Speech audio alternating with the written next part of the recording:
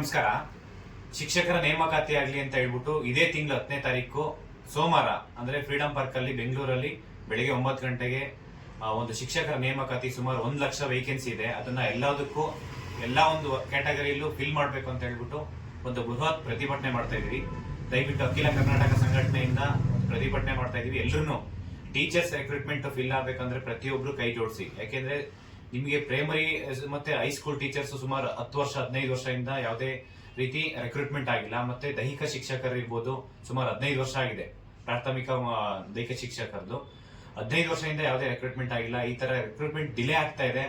ಅದಕ್ಕೋಸ್ಕರ ಸರ್ಕಾರಕ್ಕೆ ಮತ್ತೆ ಶಿಕ್ಷಣ ಸಚಿವರಿಗೆ ನಾವು ಮನವಿ ಕೊಡೋದ್ರ ಮುಖಾಂತರ ಈ ಒಂದು ಆದಷ್ಟು ಬೇಗ ಇದೇ ವರ್ಷ 2025 ಎಲ್ಲಾ ಒಂದು ಟೀಚರ್ಸ್ ವೇಕೆನ್ಸಿ ಏನಿದೆ ಅಷ್ಟು ಒಂದು ಫಿಲ್ ಮಾಡ್ಬೇಕಂತ ಹೇಳ್ಬಿಟ್ಟು ನಾವು ಪ್ರತಿಭಟನೆ ಮಾಡ್ತಿದ್ವಿ. ಪ್ರತಿಯೊಂದು ಟೀಚರ್ಸ್ ಎಲ್ಲಾ ಊಟದ ವ್ಯವಸ್ಥೆ ಇದೆ, ಎಲ್ಲಾ ರೀತಿ ವ್ಯವಸ್ಥೆ ಇದೆ.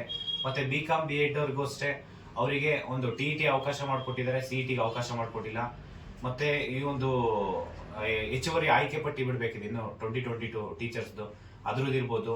ಮತ್ತೆ ಏಜ್ ರಿಲ್ಯಾಕ್ಸೇಷನ್ ಎಲ್ಲಾ ವಿಚಾರದವಾಗಿ ಈ ಒಂದು ಡಿಮ್ಯಾಂಡ್ಸ್ ಬೇಡಿಕೆ ಏನಿದೆ ಅದು ಅಷ್ಟನ್ನು ಸರ್ಕಾರ ಈ ಕೂಡಲೇ ಈಡೇರಿಸಬೇಕು ಅಂತ ಹೇಳ್ಬಿಟ್ಟು ನಾವು ಒಂದು ಪ್ರತಿಭಟನೆ ಮಾಡ್ತಾ ಇದ್ವಿ.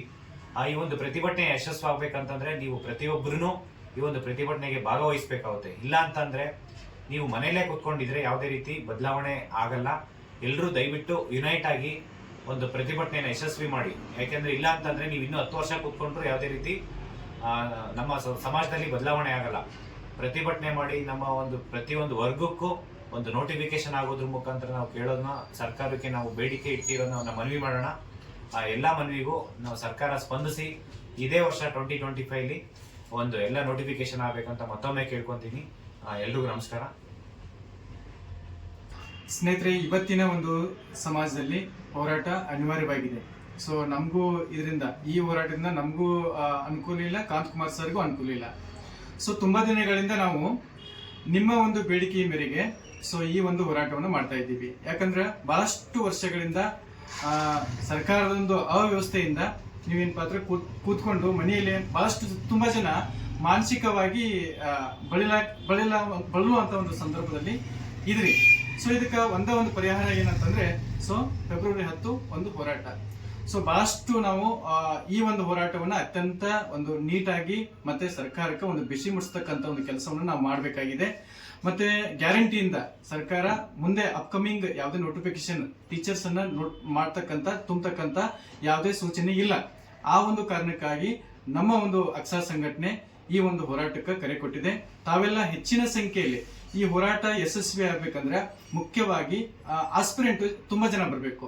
ಇಲ್ಲ ಆಸ್ಪಿರೆಂಟ್ ಏನಾದ್ರು ಕಡಿಮೆ ಜನ ಬಂದ್ರೆ ಈ ಹೋರಾಟ ಖಂಡಿತ ಯಶಸ್ವಿ ಆಗೋದಿಲ್ಲ. ಯಾವುದೋ ಒಂದು ಏನೋ ಮಾಡ್ಕೊಂಡು ಹೋಗ್ತಾ ಇದ್ರು ಬಿಡು ಅಂತ ಹೇಳಿ ಸರ್ಕಾರ ನೆಗ್ಲೆಕ್ಟ್ ಮಾಡ್ತಾ ಇದೆ. ತುಂಬಾ ಜನ 1 ಲಕ್ಷಕ್ಕಿಂತ ಹೆಚ್ಚು TET ಅನ್ನ ಪಾಸ್ ಮಾಡ್ಕೊಂಡು ಬಹಳಷ್ಟು ನೊಂದಂತ ಅಭ್ಯರ್ಥಿಗಳಿದ್ರಿ. ಒಂದು ದಿನ ಬೆಂಗಳೂರಿಗೆ ತಾವೆಲ್ಲ ಬಂದು ಈ ಹೋರಾಟದಲ್ಲಿ ಖಂಡಿತ ಪಾಲ್ಗೊಂಡ್ರ ಅಪ್ಕಮಿಂಗ್ ನಿಮ್ಗೆ ಯಾವುದೇ ಸಮಸ್ಯೆ ಇರಲಿ, ಈಗ ಭಾಷಾ ಶಿಕ್ಷಕರನ್ನು ತುಂಬಿಲ್ಲ, ಅದು ಕನ್ನಡ ಆಗಿರ್ಬೋದು, ಹಿಂದಿ ಆಗಿರ್ಬೋದು, ಉರ್ದು ಆಗಿರ್ಬೋದು, ಇಂಗ್ಲಿಷ್ ಆಗಿರ್ಬೋದು, ಮತ್ತೆ ದೈಹಿಕ ಶಿಕ್ಷಕರನ್ನು ತುಂಬಿಲ್ಲ, ಸಂಗೀತ ಶಿಕ್ಷಕರನ್ನ ಮರ್ತ ಬಿಟ್ಟಿದೆ ಸರ್ಕಾರ, ಕ್ರಾಫ್ಟ್ ಟೀಚರ್ ತುಂಬಿಲ್ಲ. ಇದಕ್ಕೆ ಸೊಲ್ಯೂಷನ್ ಏನಪ್ಪಾ ಅಂತಂದ್ರೆ ನಮ್ಮ ಅಕ್ಸಾ ಸಂಘಟನೆ ಯಾವತ್ತೂ ನಿಮ್ಮ ಒಂದು ಬೆನ್ನೆಲುಬಾಗಿ ಇರ್ತದ. ಅದಕ್ಕೆ ನಾವೇನು ಒಂದು ಸಂಘಟನೆಯಿಂದ ಕರೆ ಕೊಟ್ಟಿವಿ, ಅದಕ್ಕೆ ಹೆಚ್ಚಿನ ಸಂಖ್ಯೆಯಲ್ಲಿ ತಾವೆಲ್ಲ ಬಂದು ಈ ಒಂದು ಹೋರಾಟವನ್ನ ಯಶಸ್ವಿ ಮಾಡಂತ ಈ ಮೂಲಕ ತಮ್ಮನ್ನ ಕೇಳ್ಕೊತಾ ಇದ್ದೀನಿ.